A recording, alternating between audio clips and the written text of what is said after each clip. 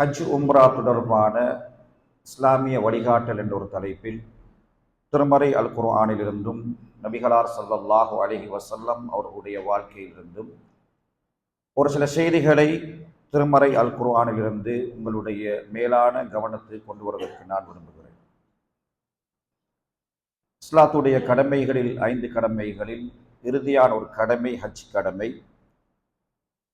நாம் எல்லாம் ஷவ்வால் மாதத்தில் இறுதி பகுதியில் இருக்கிறோம். அதற்கடுத்ததாக துல்கஅதா மாதம், அதற்கடுத்ததாக துல்ஹஜ் மாதம். இந்த முறை ஹஜ்ஜுக்கு போகக்கூடிய சகோதரர்கள் தங்களுடைய ஏற்பாடுகளை செய்து கொண்டிருக்கிறார்கள். அதற்கடுத்த வருடங்களில் ஹஜ்ஜுக்கு போக வேண்டும் என்ற எண்ணத்தோடு ஏராளமான சகோதரர்கள் இருக்கிறார்கள்.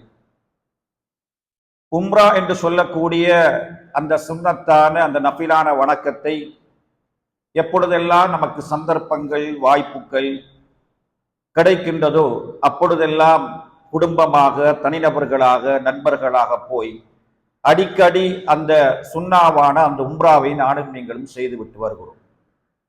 ஆனாலும் அன்பார்ந்தவர்களே,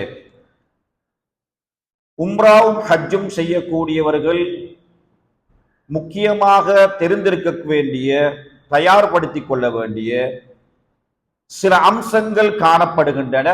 அதை அவர்கள் மறந்து விடுகிறார்கள். யதார்த்தமாகவே ஹஜ்ஜுடைய இபாதத்துக்களை பொறுத்தவரையில் ஒரு ஆழமான, நிறைய தாற்பயங்கள் நிறைந்த, ரப்புக்கு அடிமைப்படக்கூடிய, மனிதனுடைய பாவங்கள் மன்னிக்கப்படக்கூடிய, அதிகமான நன்மைகளை தரக்கூடிய ஒரு முக்கியமான ஒரு இபாதா தான் ஹஜ்ஜுடைய இபாதா. சில இபாதத்துக்கள் அதிலே தாற்பயங்கள் கண்ணுக்கு புலப்படாவிட்டாலும் கூட அந்த இபாதத்துக்களை செய்யும் பொழுது எதற்காக நாம் செய்கிறோம், இதிலே என்ன இருக்கின்றது என்பதை கூட நாம் அறியாமலே சில இபாதத்துக்களை செய்கிறோம்.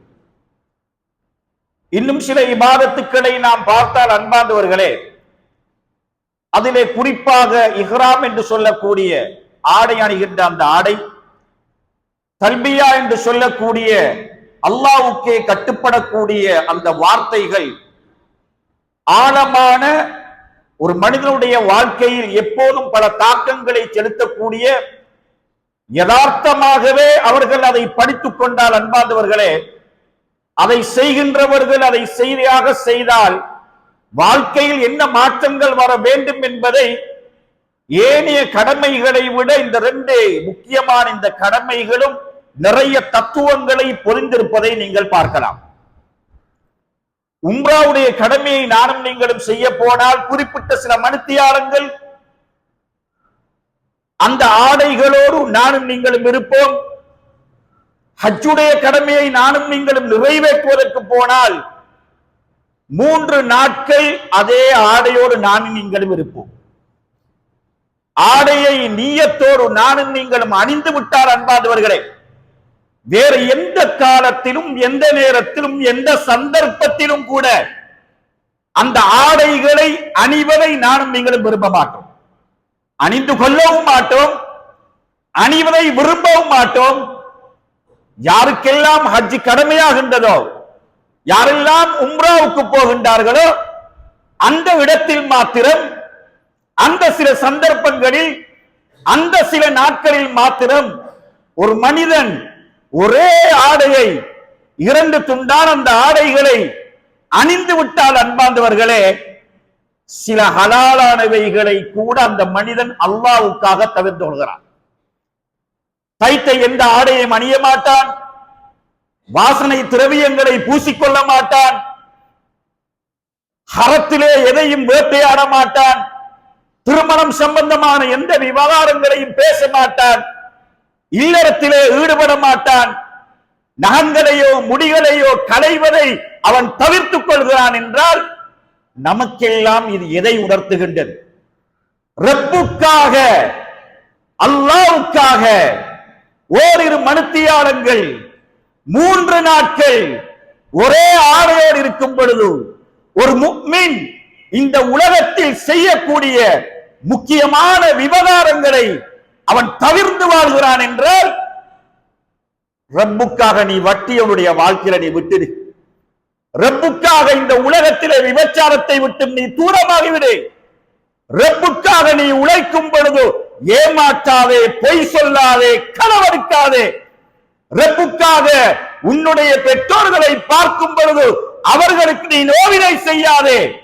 உலகத்தில் எவைகள் எல்லாம் நானும் நீங்களும் வாடும் பொழுது மறுமைக்கு தடையாக இருக்கின்றதோ, ஜென்னாவுக்கு தடையாக இருக்கின்றதோ, நீ எப்படி இஹ்ராமுடைய ஆடையை அணிந்தால் ஹலாலானவைகளை கூட ரப்புக்காக நீ தவிர்த்து வாழ்கின்றாயே, உன்னுடைய சுவர்க்கத்துக்காக, உன்னுடைய மறுமைக்காக, உன்னுடைய இறுதி இலக்காக எவைகள் எல்லாம் உனக்கு தடையாக இந்த உலகத்தில், அதுவும் இந்த உலகத்திலே இழிவானதாக இருக்கின்றதோ அவைகள் அனைத்தையும் இந்த உலகத்தில் தவிர்த்து வாழ்வதற்கு அல்லாஹ் இஹ்ராம் என்று சொல்லக்கூடிய அந்த ஆடையை அணிவித்து எமக்கெல்லாம் அல்லாஹ் பழக்கப்படுத்துகிறான். அன்பார்ந்தவர்களே, எல்லா செய்தியும் சொல்றதுக்கு நேரம் போறார். தல்பியாவை நீங்கள் பாருங்கள்.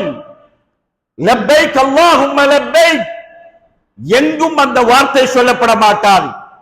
குறிப்பிட்ட சில இடங்களில், குறிப்பிட்ட நாட்களில் அல்லாஹ்வுடைய தூதர் மக்காவில் இஸ்லாத்தை சொல்வதற்கு முன்னாலே அங்கே வாழ்ந்த குறைஷிகள் கூட லப்பைக் என்ற வார்த்தையை பாவித்தார்கள் என்றால், நபிகளார் ஸல்லல்லாஹு அலைஹி வஸல்லம் அவர்கள் குறைஷிகளுடைய வார்த்தையில் இருந்த சில பிழைகளை திருத்தி அவர்கள் சரிபடுத்தி அதை இந்த சமுதாயத்துக்கு அடிக்கடி வாய்களில் அவர்கள் சொல்லிக் கொண்டிருக்க வேண்டும் என்ற சுன்னாவை அல்லாஹ்வுடைய தூதர் சொன்னார்கள். ரப்பே, நான் உனக்கு கட்டுப்பட்டுட்டேன். ரப்பே, என்னுடைய வார்த்தைகள், என்னுடைய செயற்பாடுகள், என்னுடைய நடை, என்னுடைய சிந்தனை, என்னுடைய குடும்ப வாழ்க்கை எல்லாம் உனக்காகத்தான். எல்லாம் நீ சொல்கிற பிரகாரம் தான். எல்லாம் உன்னுடைய நபி சொல்கிற பிரகாரம் தான். அந்த இடத்தில் பயத்தோடு ஒரு மனிதன் தௌஹீதுல் ருபூபிய்யாவை சொல்கிறான், தௌஹீதுல் உலூஹிய்யாவை சொல்கிறான், தௌஹீதுல் அஸ்மா வ சிஃபாத்தை சொல்கிறான். மூன்று தௌஹீதுகளும் ஒரு மனிதன் நாளை மறுமையிலே பாவங்கள் செய்திருந்தாலும் இறைவனால் மன்னிக்கப்பட்டு இறுதியிலே சொர்க்கம் போவதற்கு அல்லாஹ் சுப்ஹானஹு வ தஆலா தல்பியா என்ற வார்த்தையை நமக்கெல்லாம் ஞாபகப்படுத்துகிறான் என்றார். யதார்த்தங்கள் நிறைய. சில அம்சங்களுக்கு யதார்த்தங்கள் என்னன்னே தெரியாது. ஜம்சம் நீர் ஏன் நாம் குடிக்கிறோம்? ஏன் நாம் தவாப் செய்கிறோம்? ஏன் நாம் சை செய்கிறோம்? ஏன் நாம் அறுத்துப்படுகிறோம்? ஏன் முடிகளை கரைகிறோம்? யதார்த்தங்கள் புலப்படவில்லை.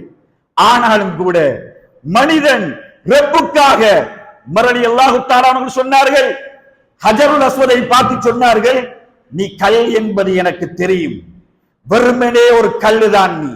நான் உன்னை ஏன் முத்தமிடுகிறேன் தெரியுமா?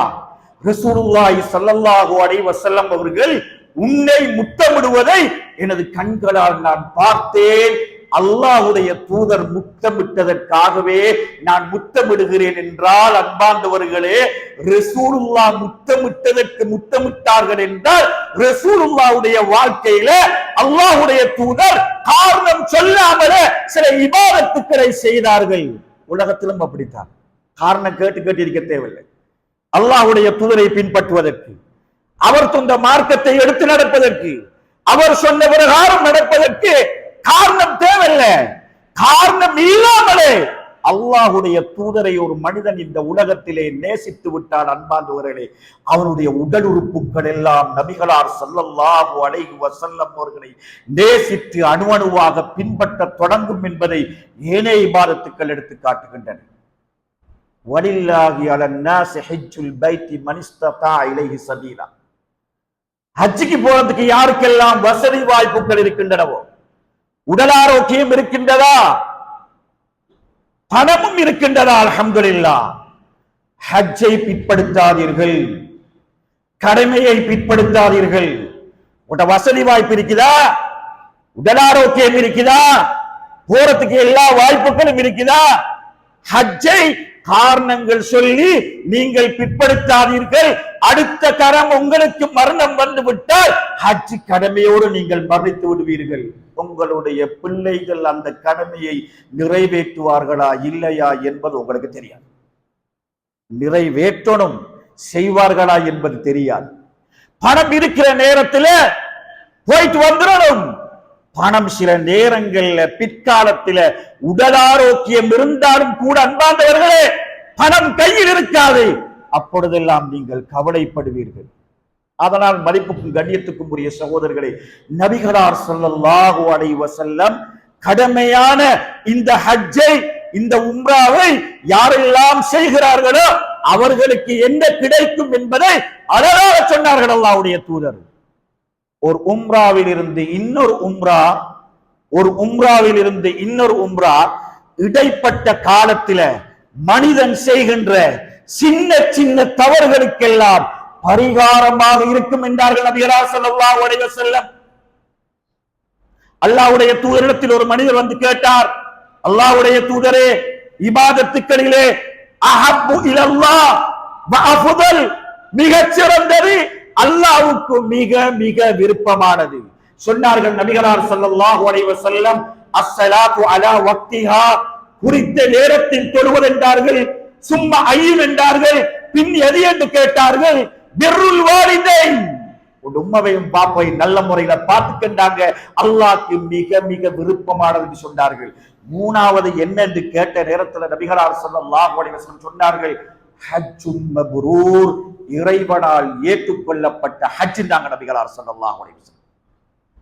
அல்லாஹ்வுடைய தூதர் சொன்னார்கள், ஹஜ்ஜுக்கு யாரெல்லாம் போகிறார்களோ அந்த ஹஜ்ஜிலே ஃபலா ரஃபஸ வலா ஃபுசூக வலா ஜிதால, மோசமான வார்த்தைகள் பேசல, கையை அவர் பாதுகாத்துக் கொண்டாரே, காக்கை பாதுகாத்துக் கொண்டாரே, யாருடனும் சண்டையோ சச்சரவோ எதிலுமே ஈடுபடாமல் இறைவன் அவருக்கு சொன்ன தக்வா என்று சொல்லக்கூடிய இறையச்சத்தை உள்ளத்திலே நிலைநிறுத்தி ஹஜ்ஜை கம்ப்ளீட் பண்ணிட்டு அவர் வாராரா, அன்றைக்கு பிறந்த குழந்தை மாதிரி அவர் வாரார்னு சொன்னாங்க நபிகளார் ஸல்லல்லாஹு அலைஹி வஸல்லம். ஹஜ்ஜுன் மப்ரூர் என்றால் என்ன அன்பார்ந்தவர்களே? 25 லட்சம் 30 லட்சம் சல்லிய செலவு செஞ்சுட்டு ஹஜ்ஜுக்கு போயிட்டு அந்த ஹஜ்ஜு இறைவனால் மப்ரூர் ஏற்றுக்கொள்ளப்பட்டதாக இருக்கணும்டா நாங்க என்ன செய்யணும்ங்கிறது நமக்கு தெரிஞ்சிருக்கணும். முதலாவதாக ஹஜ்ஜுக்கு போகின்றவர்கள் பணம் ஹலாலாக இருக்கணும். கொள்ளையடிச்ச பணமாக இருக்கக்கூடாது, வட்டியில வந்த பணமாக இருக்கக்கூடாது. வட்டியே வாழ்க்கை வாழ்ந்து விட்டு ஹஜ்ஜுக்கு போறாரு, மோசடியே வாழ்க்கை பிசினஸ்ல முடிச்சுட்டு ஹஜ்ஜுக்கு போறாரு, எத்தனையோ பேரை ஏமாற்றி வியாபாரம் எல்லாம் செய்து பணத்தை ரெடியாக்கி கொண்டு ஹஜ்ஜுக்கு போறாரு. சொந்த பணத்தில, ஹலாலான பணத்தில இல்ல, ஹராமான பணத்தில. வரலாற்றை பார்த்தால் ஆச்சரியம் என்னவென்றால், காபா வெள்ளத்திலே பாதிக்கப்பட்டு உடைக்கப்பட்ட நேரத்தில் ரசூலுல்லாஹி ஸல்லல்லாஹு அலைஹி வஸல்லம் காலத்துக்கு முன்னுக்கால கௌபாவை சரிபடுத்துறதுக்கு குறைஷிகள் எல்லோரும் பேசினாங்க. அவங்களே முடிவெடுத்தாங்க. என்ன தெரியுமா? அவங்களோட உழைப்பே ஹராம், நாங்க எல்லோரும் ஹலாலாக ஆகுமாக உழைத்த பணத்தில தான் காபத்துல்லாவை டேமேஜ் சரி பண்ணணும் என்று குறைஷிகளை முடிவெடுத்தார்கள் என்றால் அன்பார்ந்தவர்களே, ஹலாலாக உங்களோட பணத்தை நீங்க ஆக்கிக்கங்க ஹஜ்ஜுக்கு போறது. இரண்டாவது, ஹஜ்ஜுக்கு போனா இஹ்லாஸ், இறைவனுக்காக இந்த ஹஜ்ஜை செய்கிறேன் என்ற உள்ளத்தில தூய்மையான எண்ணத்தை நீங்கள் வரவழைத்துக் கொள்ளுங்கள். மூன்றாவதாக, ஹஜ்ஜை நீங்கள் செய்யும் பொழுது நபிகளார் ஸல்லல்லாஹு அலைஹி வஸல்லம் அவர்கள் காட்டி தந்த அந்த பிரகாரம் அந்த ஹஜ்ஜை நீங்க செஞ்சாதான் அன்பார்ந்தவர்களே ஹஜ்ஜுன் மப்ரூர், ஏற்றுக்கொள்ளப்பட்ட ஹஜ்ஜி. இல்லைன்னா அந்த ஹஜ்ஜி ஏற்றுக்கொள்ளப்படாது என்பதை நபிகளார் ஸல்லல்லாஹு அலைஹி வஸல்லம் சொன்னார்கள். அல்லாஹ்வுடைய தூதரே சொன்னார்கள், ஹுது அன்னி மனாசிகக்கும், தோழர்களே, ஹஜ் செய்யக்கூடியவர்களே, உம்ரா செய்யக்கூடியவர்களே, ஹஜ்ஜுடைய கிரிகைகள்ல நான் எப்படி ஹஜ் செய்தேனோ அந்த ஹஜ்ஜுடைய அந்த அமல்களை என்னிடமிருந்து நீங்கள் எடுத்துக் கொள்ளுங்கள். தொழுகைக்கு சொன்னாங்க ரசூலுல்லாஹ், நான் எவ்வாறு தொழுவதை நீங்கள் கண்டீர்களோ அவ்வாறே நீங்கள் தொழுங்கள் என்றால் நபிகளார் ஸல்லல்லாஹு அலைஹி வஸல்லம் அவர்கள் சொன்ன பிரகாரம் அதிகமானவர்கள் தொழமாட்டார்கள் என்றார்கள் அல்லாஹ்வுடைய தூதர். அது மாதிரிதான் அன்பார்ந்தவர்களே, ஹஜ்ஜுக்கு உம்ராக்கு வருகின்றவர்கள் லட்சக்கணக்கான மக்கள், பல்வேறு நாடுகளை சேர்ந்த மக்கள், பல்வேறு மொழிகள் பேசுகின்ற மக்கள், பல்வேறு இயக்கங்களை சார்ந்த மக்கள், பல்வேறு விதத்துக்களை வாழ்க்கையிலே பின்பற்றிய மக்கள், இந்த மக்கள் எல்லோரும் வந்து தவாப் செய்யும் பொழுது அவர்கள் சில அம்சங்களை கையில் எடுத்துக்கொண்டு ஓதிக்கொண்டிருப்பதை நானும் நீங்களும் பார்க்கிறோம். கூட்டம் கூட்டமாக நமக்கெல்லாம் ஒரு ஆச்சரியம் வரும். நம்ம இதெல்லாம் மனனம் செய்யலையோ, நம்ம இதெல்லாம் படிக்கலையோ, நம்மளுக்கு இதெல்லாம் தெரியவா, நம்ம இதெல்லாம் பார்க்கலையா? என்ன விதமான ஒரு இபாதத்!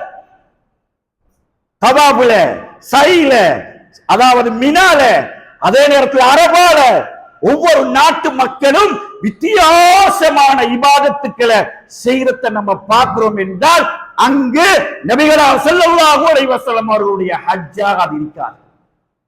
அதனாலதான் மதிப்புக்கும் கண்ணியத்துக்கும் உரிய சகோதரர்களே, நாம் எல்லோரும் ஹஜ்ஜுக்கு சொல்லக்கூடியவர்கள், உம்ராக்கு செல்லக்கூடியவர்கள் முதலாவதாக செய்ய வேண்டிய முக்கியமான வேலை ஹஜ்ஜு சம்பந்தமா படிக்கிறது.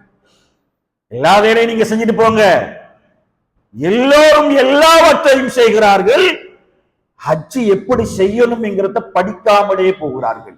முகவர் நிலையங்களில் அந்த அளவுக்கு அலாதியான ஒரு நம்பிக்கை, முகவர்கள் ஏற்பாடு செய்திருக்கின்ற மௌலவிமார்களில் அப்படியான ஒரு நம்பிக்கை.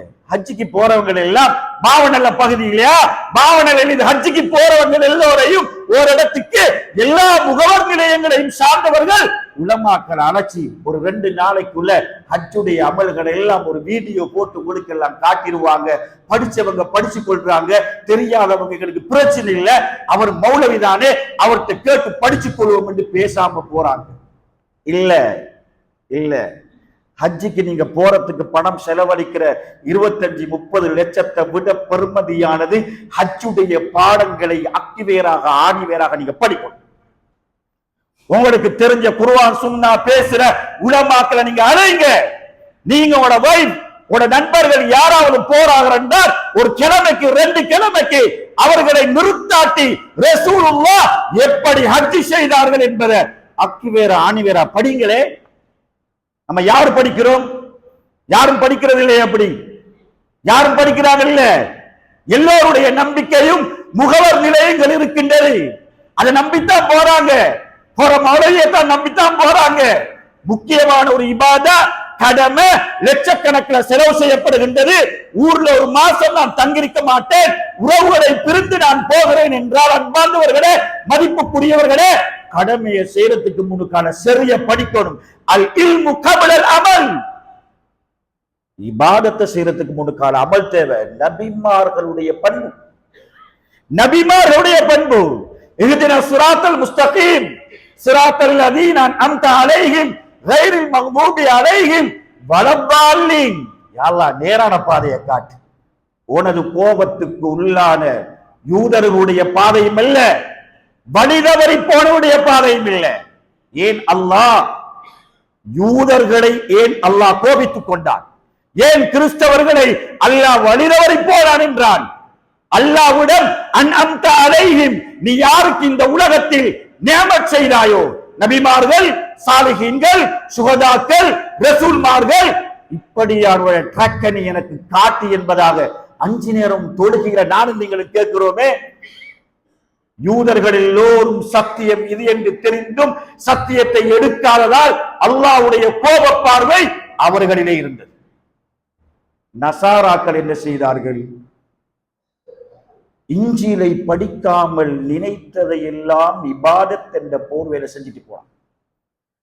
அவங்களுக்கு தெரிஞ்சதெல்லாம் இபாதத், அவரு சொன்னதும் இபாதத், இவரு சொன்னதும் இபாதத். அவர் படிக்கல, அவங்க தேடல. யாரெல்லாம் படிக்காமல் தேடாமல் உலகத்தில் இந்த நாட்டில் எந்த இபாதத்தை செய்தாலும், கடமையான ஹஜ்ஜை போய் செய்தாலும், அது பற்றிய அறிவு எனக்கும் உங்களுக்கும் இல்லாமலே நானும் நீங்களும் யார் யாரோ செய்கிறார்கள் என்பதற்கு ஹஜ்ஜுடைய கிரிகைகளையும் செய்தால் அன்பார்ந்தவர்களே நானும் நீங்களும் நசாராக்களை போன்ற என்பதாக அல்லாஹ் சொல்லி காட்டுகிறார். நபிமார்கள் அவர்களிடத்திலே இல்மு இருந்தது. நபிமார்கள் அவரிடத்திலே இல்மு இருந்தது. இல்மோடு சேர்த்து இபாதத்தும் இருந்தது. ஹஜ்ஜுடைய கடமைகளை நம்ம படிக்கணும். நிறைய முகவர் நிலையங்கள் எல்லாம் பாவம் மக்களை ஏமாற்றுகிறார்கள்.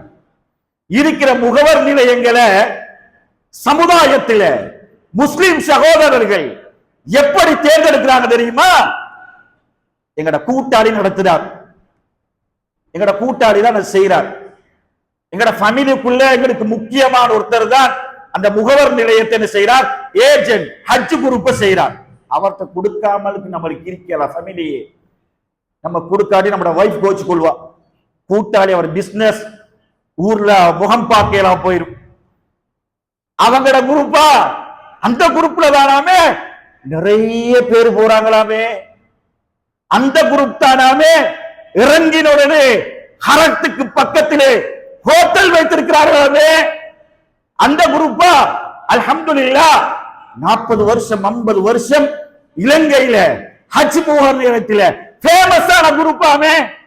இந்த குரூப்பா இந்த குரூப்ல போனா 5 ஸ்டார் ஹோட்டல்ல சாப்பாடாமே. இப்படி எல்லாம் பார்த்து நீங்கள் முகவர் நிலையங்களை இந்த வருஷம் ஹஜ்ஜிக்கு போகக்கூடியவர்கள் தெரிவு செய்திருந்தால் நீங்க மிக கவனமாக இருக்கும். அடுத்த வருஷம் ஹஜ்ஜிக்கு போறவங்க இதுகளை எல்லாம் பார்த்து தெரிவு செய்யாதீர்கள். இவைகளை பார்த்து தெரிவு செய்யாதீர்கள். முகவர் நிலையங்களில் எந்த உலமாக்கள் குர்ஆன் சுன்னா அடிப்படையில் ஹஜ்ஜை ரசூலுல்லாஹி ஸல்லல்லாஹு அலைஹி வஸல்லம் அவர்கள் காட்டி தந்த பிரகாரம் செய்வதற்கு வழிகாட்டுகிறார்களோ, வழிகாட்டுவார்கள் என்ற நம்பிக்கை இருக்குதோ, வழிகாட்டினார்கள் என்பதை நீங்கள் அறிந்து கொண்டால் உனக்கு போனவங்களா இருப்பாங்களா இல்லையா?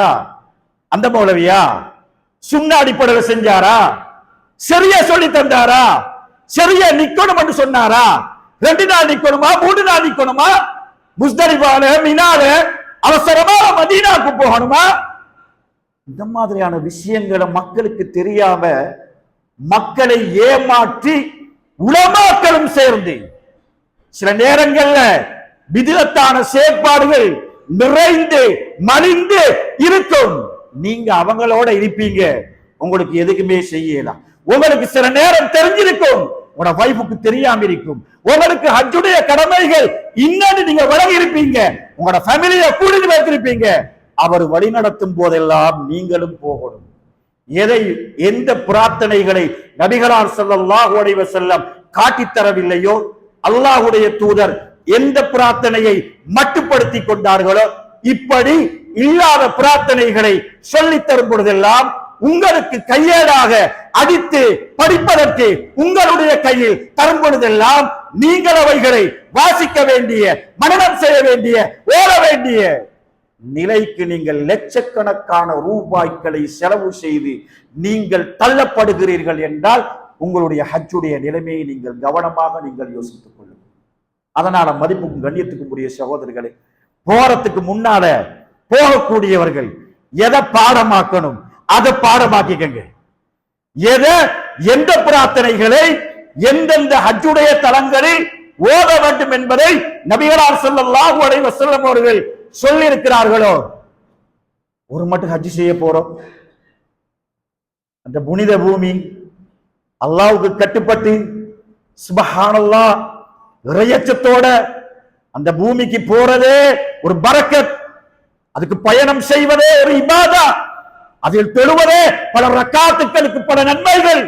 இப்படியான அந்த இடத்துக்கு போய் ஓத வேண்டிய பிரார்த்தனைகளை தேவையான இடத்துல ஓதுறதுக்கு நான் அதை மனனம் செய்யாமல் அந்த பூமியை போய் அடைந்திருந்தால் அன்பார்ந்தவர்களே, எங்க எப்படி நிக்கணும், எந்த மாதிரி நிக்கணும், எந்த எல்லைக்குள்ள நிக்கணும் என்கிறத நான் தெரியாமலே அந்த இடத்துக்குள்ள போய் நான் நின்றுட்ட அன்பார்ந்தவர்களே, அந்த ஹஜ்ஜுடைய நிலைமையை நீங்கள் கொஞ்சம் உங்களோட மனசுல எடுத்து நீங்கள் அலசி பாருங்கள்.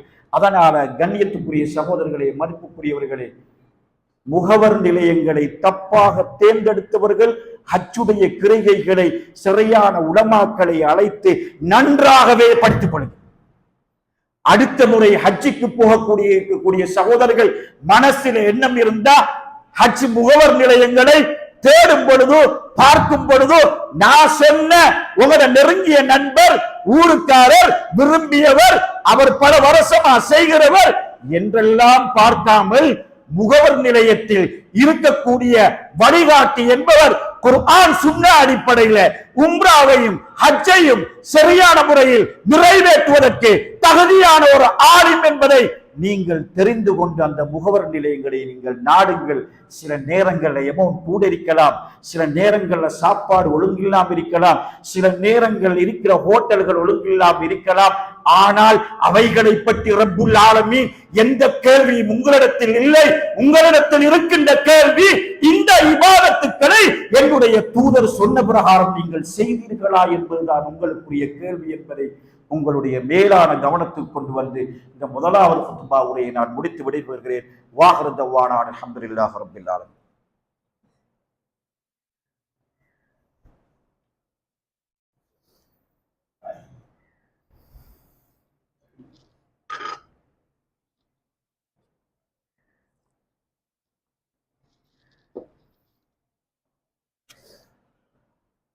அல்ஹம்துலில்லாஹ் வஸ்ஸலாத்து வஸ்ஸலாமு அலா ரசூலில்லாஹ். ஹஜ் என்பதும் ஒரு பிரயாணம் தான். பொதுவாக நம்ம பிரயாணங்கள் நாங்கள் மேற்கொள்ளும் பொழுது சாதாரண பிரயாணங்கள், பிசினஸுக்கு போவோம், நம்ம ட்ரிப் போவோம், உறவுகளை சந்திப்பதற்கு போவோம். எந்த ஒரு பிரயாணமாக இருந்தாலும் நபிகளார் ஸல்லல்லாஹு அலைஹி வஸல்லம் நமக்கு ஒரு அழகான ஒரு வழிகாட்டுதலை தந்தார். அது எந்த பிரயாணம் இருந்தாலும் சரி. ஆனால் உம்ராக்கு ஹஜ்ஜிக்கு போறவங்க ஒரு இபாதத்துக்காக ஒரு நீண்ட நாட்களை எடுத்துக்கொண்டு போகக்கூடியவர் போகின்ற சகோதரர்கள் சில நேரங்கள் அன்பார்ந்தவர்களே திரும்பி வருவார்களா என்று யாருக்கும் தெரியாது. நாங்க எல்லாம் கேள்விப்பட்டோம், மக்கால உம்ராவை முடிச்சிட்டு மதீனாக்கு போறாங்க 42 பேர். மதீனாவை அண்மித்த நிலையில அந்த பஸ் முழுவதுமாக பற்றியறிந்து ஒருவர் எஞ்சுகிறார். கிட்டத்தட்ட 42 பேரும் மரணித்து விடுகிறார்கள். இதுதான் வாழ்க்கை, மனுஷன் வாழ்க்கை. அல்லாஹ் யாருடைய உயிரை அந்த பூமியில அந்த மண்ணில இறைவனுக்காக உம்ரா ஹஜ் செய்ய போன நேரத்துல எவங்கட உயிரை எடுக்க போகிறான் என்பது யாருக்கும் தெரியாது. ஆதலால மதிப்புக்கும் கண்ணியத்துக்கும் உரிய சகோதரர்களே, பொதுவா இது ஹஜ் உம்ராக்கல்ல எல்லா சந்தர்ப்பங்களிலும். ஆனாலும் ஹஜ் என்பது கிட்டத்தட்ட 1 மாத காலம் நீங்கள் குடும்பத்தை பிரிந்திருக்க போகிறீர்கள். உங்களோட மகனை கூப்பிடுங்க, உங்களோட வைஃபை கூப்பிடுங்க, உங்களோட உறவுகளை கூப்பிடுங்க, இருந்து பேசுங்க. மகன் கடன் இருக்குது, மகன் இவ்வளவு கடனோட தான் இவ்வளவு கடன் இருக்குது, எனக்கு வர வேண்டிய கடன் இருக்குது. உங்களோட மனைவிக்கு தெரியாம இருக்கலாம், மகனுக்கு தெரியாம இருக்கலாம், நீங்கள் எழுதி வைத்திருக்காமல் இருக்கலாம், நம்பிக்கை என்ற அடிப்படையில் கொடுத்த கடன்களாக இருக்கலாம். அழைத்து சொல்லிவிட்டு போங்கள். லட்சக்கணக்கான கடன்கள் நீங்கள் எழுதுவதில்லை, எல்லாம் நம்பிக்கை, நாணயம், தெரிஞ்சவர் தருவார். இல்லை இல்லை, இவைகளெல்லாம் அல்லாஹ்வுடைய கட்டளையை மீறி செய்கின்ற வேலைகள். பதிவு செய்யுங்கள், எழுதுங்கள். எங்கேயாவது இடத்துக்கு போகும் பொழுது மகனை, மகளை, வைஃப கூப்பிட்டு இவ்வளவு கடன் எனக்கு வர இருக்குது, இவ்வளவு எனக்கு தர இருக்குது, செய்தியை சொல்லிருங்க. வசியத்து என்னமாவது இருந்தா யாருக்காவது என்னமாவது ஒரு பொருளை கொடுக்கணும்டா, என்னமாவது ஒரு பொருள் என் இருக்குது பாப்பா வச்சிருப்பாரு, ஒரு காணி, ஒரு டீன், ஒரு கடலை டீன், ஒரு என்னமாவது உண்டு. மனைவி பிள்ளைகளுக்கு யாருக்கும் தெரியாது. நீங்க போறீங்களா, உங்களோட குடும்பத்தை நீங்க கஷ்டத்துல போட்டுட்டு பேய்த்திராதீங்க. நீங்க நீங்க போறதுக்கு முன்னுக்கால போறதுக்குரிய ஏற்பாடுகளை சரியவே செய்யுங்கன்னு சொல்றான் அல்லாஹ். நீங்கள் செய்கிற ஏற்பாடுகளில் அல்ஹம்துலில்லாஹ் இறையச்சம் என்பது மிகப்பெரிய ஏற்பாடு. உள்ளத்தில் எடுக்கிற இறையச்சம் அதனால வசியத்துக்கள் ஏதாவது இருந்தா அவட மகன் மனைவிட்ட யார்கிட்டையாவது நீங்க சொல்லிட்டு போங்க. உங்களுக்கு மரணம் நேர்ந்தாலும் அன்பாண்டவர்களே, எங்கட வாப்பா இவ்வளவு கடன் கொடுக்கணும், எங்கட வாப்பாக்கு இவ்வளவு கடன் வரணும், எங்கட வாப்பா உயிரோடு இருக்கும் பொழுது இன்னிடத்துக்கு இதை கொடுக்க சொல்லிக்கொண்டே இருந்தாரு, மரணித்து விட்டார், அவருடைய அந்த அவசியத்தை நாங்கள் நிறைவேற்ற வேண்டும் என்ற உணர்வை, அந்த நன்மையான அந்த இபாதத்தை போறதுக்கு முன்னால ஞாபகப்படுத்தி புரியாத துவாவை மறந்துடாதீங்க. எங்க போனாலும் பரவாயில்லை.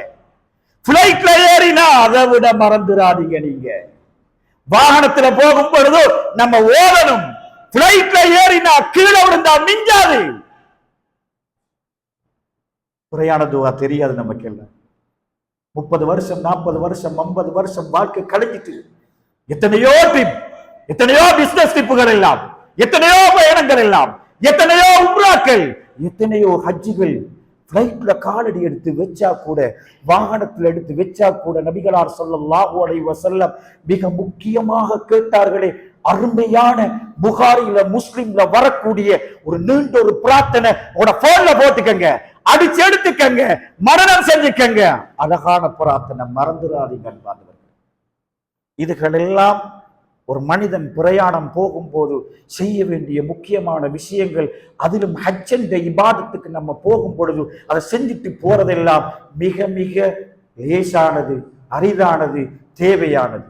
ஆனா சமூகத்திலே ஹஜ்ஜுக்கும் உம்ராக்கும் அல்லாவும் அல்லாவுடைய தூதரும் சொல்லாத சில இபாதத்துக்கள் மாதிரி ஒரு தோட்டத்தில் மக்கள் சில விஷயங்களை சொல்றாங்க. சில ஊர்களுக்கு போய் பார்த்தா எங்களுக்கு தெரியும், ஹஜ்ஜிக்கு போறவர்கள் எல்லாம் பள்ளிவாசல் எழுப்பி சலாம் சொல்ல வைக்கிறாங்க. இவங்க எல்லாம் ஹஜ்ஜிக்கு போறாங்க, அவங்க சொல்லுவாங்க எங்களுக்கு நீங்க துவா கேட்டுக்கங்க. ஒவ்வொருத்தரா வந்து அவர்களை முசாபா செய்கின்ற ஒரு பழக்கம். சில ஏரியாக்கள்ல பார்த்தா வீடு வீடாக போவாங்க.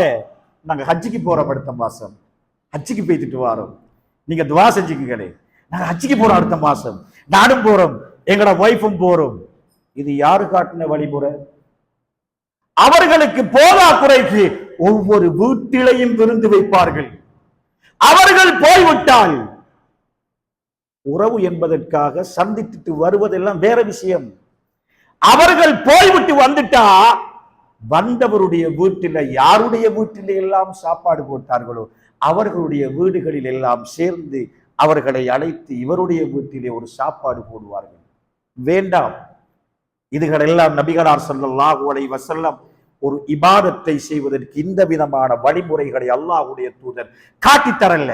இபாதத், அந்த இபாதத் இபாதத்தாக இருந்தால் தான் அல்லாஹ் சுப்ஹானஹு வ தஆலா அங்கீகரிப்பார் என்பதை உங்களோட மேலான கவனத்துக்கு கொண்டு வந்து இந்த ஹுத்பா உரையை முடித்து நான் விடைபெறுகிறேன். வாஹிரு தவானா அல்ஹம்துலில்லாஹி ரப்பில் ஆலமீன்.